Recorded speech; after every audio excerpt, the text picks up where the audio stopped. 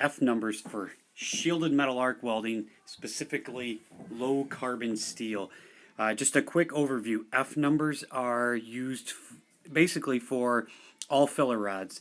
So there are several. So in this video, we're going to just take a look at 1 through 4, which are for low carbon steel. There are F numbers for any metal you can imagine for different processes. So obviously you got stick rods and TIG rods, MIG wire, flux core, and the list goes on. So the first 4 are actually for low carbon steel that we see right there. Low carbon steel. We have F1, F2, F3, and F4, not to be confused with 1F, 2F, 3F, and 4F, which are welding positions. So please do not mix those up. But these F groups are likely rods you're going to use when you are stick welding. Most stick welding is done on steel that is, mild or low carbon steel, rather than, other different metals that could be like aluminum. There are stainless rods. There are chrome rods, whatever, the list goes on and on. So you do have different types. There are several of them out there, but we're going to just focus on the first 4. Okay, so hang with me here. So we're going to start here with F1. And when we take a look at the group itself, we call this the fast fill group. And we have some characteristics of it over here. So before we get to that, let's say fast fill. If we read it backwards, it fills the joint fast. Okay, so with that being said, this would be a high deposition rod. Okay, so it fills the joint fast. It's a shallow to medium penetrating rod. It's got a very smooth arc and smooth bead. Usually creates a ton of slag because it's got a lot of flux on the actual bare metal rod. Typically a large fluid puddle. You run these at pretty high temps.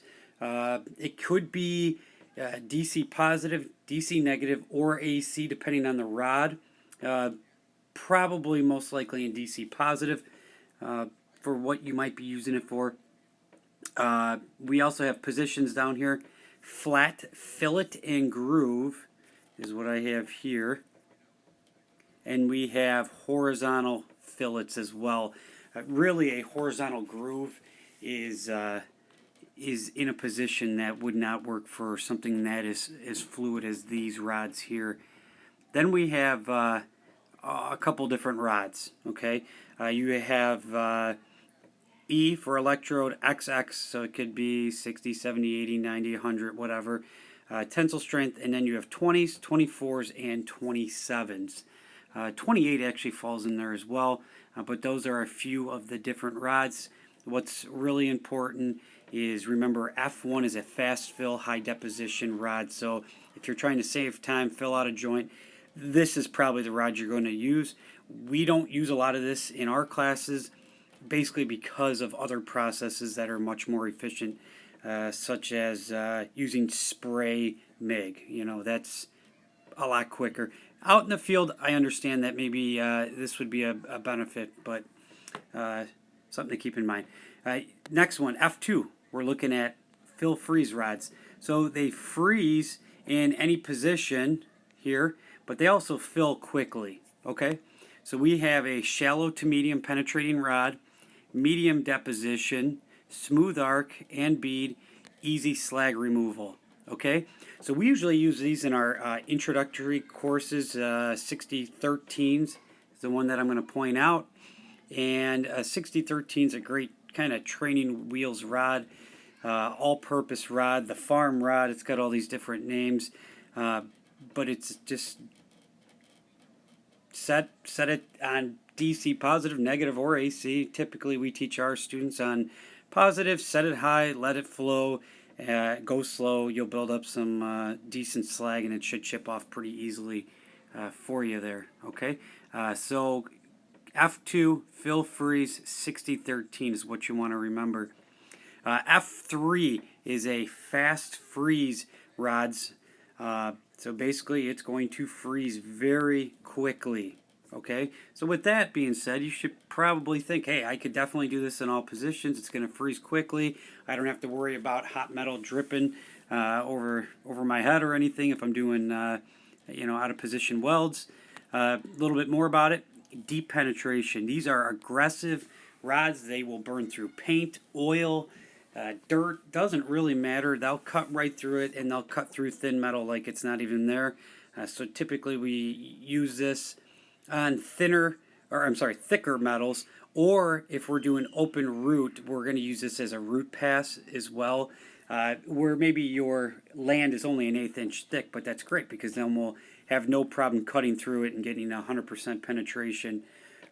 Deposition is actually low, so we're not laying down a whole lot of weld. We typically run these at lower amperages than maybe a comparable rod in the F4 or F3 group. For instance, kind of jumping ahead, but if we ran a 7018 1/8 inch rod at 120 amps positive, we're using a 6010 1/8 inch rod, same thickness, so we're talking the same thickness rod, and we might be somewhere around 90, give or take. Okay, so two totally different rods. Even at 90, this thing will cut through anything.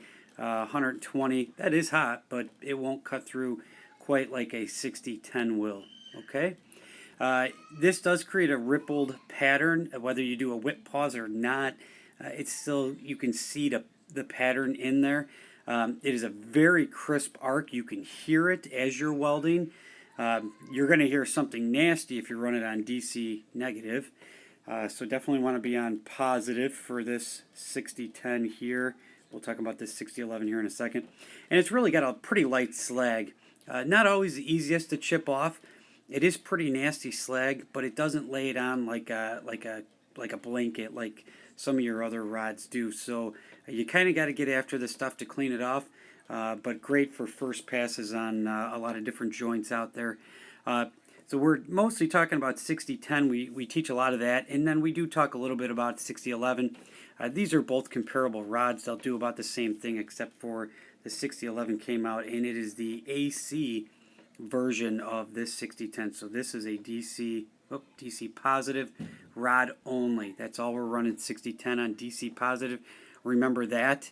And 6011, we can run it positive, but we can also run it AC. So if we have a machine that has a rectifier and we can run positive negative, we're going to choose positive and a 6010 rather than a 6011.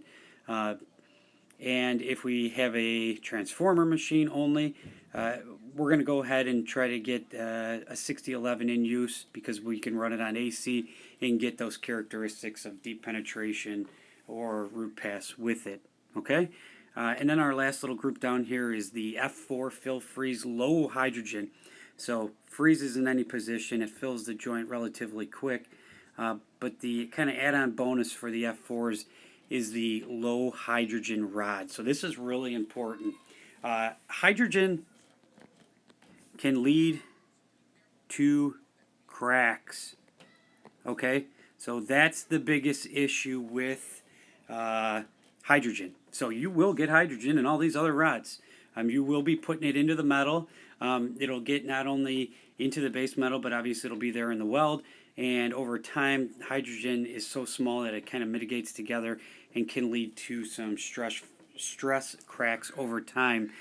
We talk more about that in our metallurgy classes. So here we have some characteristics. It's typically medium penetration, although you may say, okay, I'm running this vertical up a little bit high amperage. You're going to say, well, it cuts right through my metal. Well, maybe you need to turn yours down. It's generally a medium penetration rod. Smooth arc and bead, very smooth, some of the best, medium to high deposition, excellent ductility. It doesn't just fracture or crack when you try to, test a weld. As I already said, we're using that to reduce cracks. We need to store these in an oven above 212. Why 212? Well, water boils at 212 and it won't be able to get into your flux coating. Typically used for X-ray quality welds. It is all position, and then a couple rods to mention are the 16, 18, 48, and 15. Just something to keep in mind, anything ends with a 5, a 6, or an 8 typically is going to fall into this F4 rod.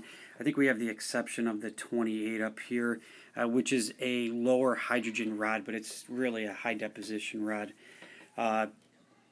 With that being said, I want to mention, let me get a different color here. And when we test, if you're taking one of our qualification classes, we're going to have you use an F4 rod. You might use a F3 rod for your root pass, but we're going to fill and cap with an F4. These are considered more difficult to run than this. Really, it works backwards. So these are the easiest up here, and they become more difficult as you work your way down to run. I actually do agree. I think so. Some people will say an F3 6010s are hard. I don't think they're too bad if you use the right technique. So anyways, AWS says F4 is more difficult, so if you qualify or certify in with an F4, it covers you for F1, 2, 3, and 4. If you were to certify in with an F2 rod, you would only be good for F1 and 2. I don't think you're really going to run into that out there. The general practice is stick welding. You're going to do 6010 root F3 rod and follow it up with a fill cap 7018 low hydrogen rod. And that pretty much is your F numbers for low carbon steel stick rods.